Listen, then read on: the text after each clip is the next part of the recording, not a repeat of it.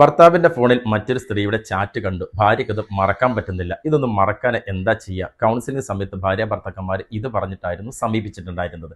ഇവരുടെ പ്രശ്നത്തിൽ ഭർത്താവ് സോറി പറഞ്ഞു, ഇനി ഒരിക്കലും ആവർത്തിക്കില്ല എന്നൊക്കെ പറഞ്ഞു, കാല് പിടിച്ച് മാപ്പ് പറഞ്ഞു. പിന്നീട് ഭർത്താവ് ആവർത്തിച്ചിട്ടേ ഇല്ല. പക്ഷേ പിന്നീട് എന്ത് പറഞ്ഞാലും ഇതിലേക്ക് കണക്ട് ചെയ്യാണ്. ഇവരുടെ വഴക്കുണ്ടാവുകയാണ്. മക്കളോട് നല്ല രീതിയിൽ പെരുമാറാൻ പറ്റുന്നില്ല. പുറത്തുപോയി നേരം വൈകി തിരിച്ചു വന്നാലും ഭർത്താവിനോട് ഇത് ചോദിച്ചുകൊണ്ടിരിക്കും. ഫോൺ ഇടക്കിടക്ക് പരിശോധിച്ചുകൊണ്ടിരിക്കും.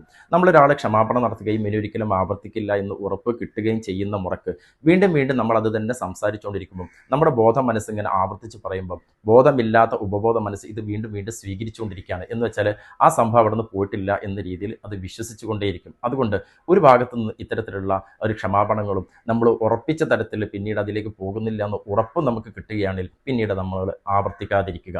ഇത് പെട്ടെന്ന് മറക്കണമെന്ന് ചില ഭർത്താക്കന്മാരോ അല്ലെങ്കിൽ ഭാര്യമാരോ തിരിച്ചങ്ങോട്ടൊക്കെ പറയാറുണ്ട്. അത് പെട്ടെന്ന് മറക്കാൻ സാധിക്കുന്നതല്ല. ഒരു ബൈക്കിൽ പോകുന്നതിൻ്റെ ഒരു ഉദാഹരണം പറയാം. ഭർത്താവ് സ്പീഡിൽ ബൈക്ക് ഓടിച്ച് പോകുമ്പോൾ ഭാര്യ സുരക്ഷിതയായിട്ട് ആ ബൈക്കിൻ്റെ പിറകിൽ എത്ര സ്പീഡ് പോയാലും ഇരിക്കും. കാരണം എൻ്റെ ഭർത്താവിന് ആക്സിഡൻറ്റ് പറ്റില്ല എന്ന ഉറപ്പിൽ. എങ്ങാനും ചെറിയൊരു ആക്സിഡൻറ്റ് പറ്റിക്കഴിഞ്ഞാൽ പിന്നീട് ഭാര്യ എപ്പോഴും ഭർത്താവിനെ ഓർമ്മപ്പെടുത്തിക്കൊണ്ടിരിക്കും. ശ്രദ്ധിക്കണേ, നോക്കണേ, അങ്ങനെ എങ്ങനെ എന്നൊക്കെ പറഞ്ഞിട്ട്. കാരണം ഈ ഒരു സംസാരം ഭാര്യയുടേത് നിൽക്കണമെങ്കിൽ ഭർത്താവ് പിന്നീട് ഒരു ആക്സിഡൻറ്റും ഇല്ലാതെ വർഷങ്ങളോളം ബൈക്ക് ഓടിച്ച് പോകേണ്ടി വരും. ഇത് നമുക്ക് വിശ്വാസത്തിലേക്ക് കണക്ട് ചെയ്യാം. ബാക്കിലിരിക്കുന്ന ഭാര്യയാണെങ്കിലും മുന്നിലിരിക്കുന്ന ഭർത്താവാണെങ്കിലും ആ ഒരു ആക്സിഡൻറ്റിലേക്ക് ആരാണോ കാരണക്കാരായി മാറുന്നത് പിന്നീട് അവർ ആക്സിഡൻ്റ് ഇല്ലാത്ത വർഷങ്ങളോളം പോയാൽ മാത്രമേ ആ കാരണം പിന്നീട് ബ്രെയിനിൽ നിന്ന് മായ്ക്കപ്പെടുകയുള്ളൂ. ഇപ്പുറത്തെ ഒരാൾ കുറ്റസമ്മതം നടത്തുകയും ഇനി ഒരിക്കലും ആവർത്തിക്കില്ല എന്ന് ഉറപ്പ് നൽകുകയും ചെയ്യുന്ന മുറക്ക് പിന്നീട് നിങ്ങൾ അതിനെക്കുറിച്ച് സംസാരിക്കാതിരിക്കുക. അനാവശ്യമായി ഫോണുകൾ പിന്നീട് നിങ്ങൾ ചെക്ക് ചെയ്യാതിരിക്കുക.